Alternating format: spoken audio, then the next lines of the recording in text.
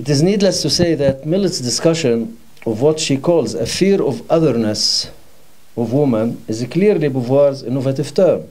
Even Millet's discussion of Freud and his theory of castration echoes Beauvoir's detailed analysis and criticism of psychoanalysts' view toward women.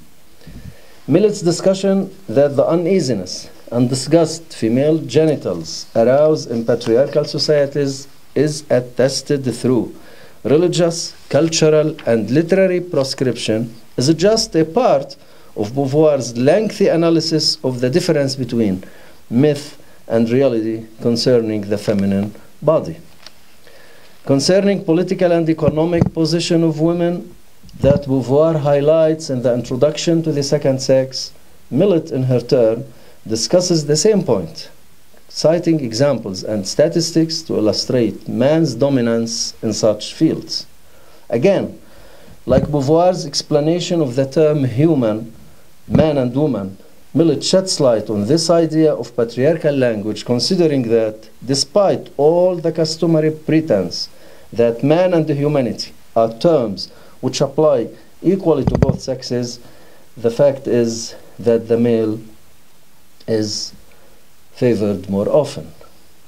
A final similarity worth mentioning between the two books is the image of women in literary works.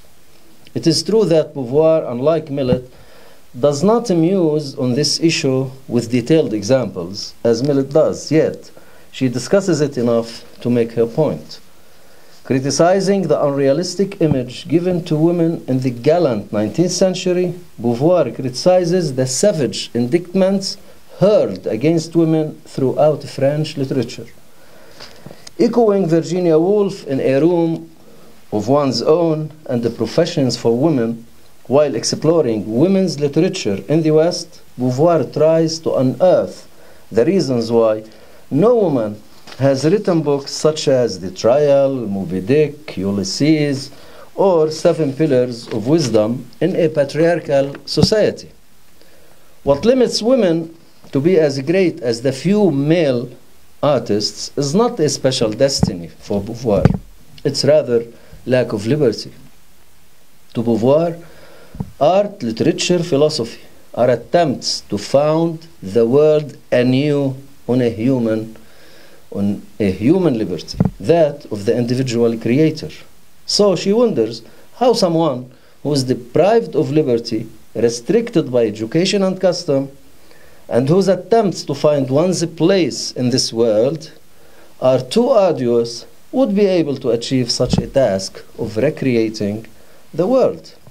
Undoubtedly, Millet's discussion of the issue is more comprehensive while criticizing Norman Mailer, Henry Miller, and D.H. Lawrence, trying to illustrate men writers' use of sex to degrade and undermine women.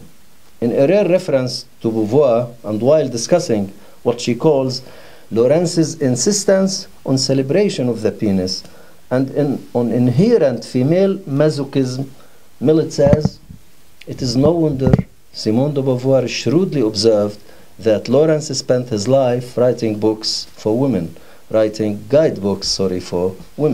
The similarities are too clear to need a comment." However, though remarkable, groundbreaking, and unprecedented, The Second Sex has caused an ambivalent response in France. While some consider it the Bible of feminism, others attack it as masculinist, especially in relation to its controversial accounts of biological sex and motherhood. Yet, the psychoanalytic writer Elizabeth Rodinescu, for example, asserts that Beauvoir is the first thinker in France to link explicitly the question of sexuality with political emancipation. The well-known feminist Tora Lemois has highly contributed to this recognition of Beauvoir's achievements and her influence on radical and contemporary feminism. Mois argues that, although The Second Sex was a source of inspiration and insight for countless women, even before the women's movement, major writers of the women's movement, in her words, Betty Friedan, Kate Millett, and German Greer barely mention Beauvoir, as if to deny the influence of a threatening mother figure. While other dominant French theorists such as Hélène Cixous and Luce Irigaray were openly hostile to Beauvoir. In this respect, Alice Holland quotes Simone writing, "By becoming intellectuals, such women have made themselves the true daughters of Beauvoir. No wonder that many have felt the need to separate themselves from such a powerful mother, amigo." Briefly and directly, Moi insists that everyone who cares about freedom and justice for women should read The Second Sex. Now the question, what was Beauvoir's reaction to all this? In an interview in Society with John Girassi in 1976, what was Beauvoir's reaction to this? Let's see. In an interview in Society with John Girassi in 1976, Beauvoir mentions the neglect she receives from some feminist writers, and she mentions Kate Millett as an example. Without showing any blame or anger, she modestly says that such feminists may have become feminists for the reasons I explain in The Second Sex, but they discovered those reasons in their life experiences, not in my book. Surprisingly enough, in Beauvoir and The Second Sex, Margaret Simons quotes Millett saying 19 years after publishing her book that she couldn't have written sexual politics without The Second Sex, and that she says, "Now I realize that I was probably cheating all over the place."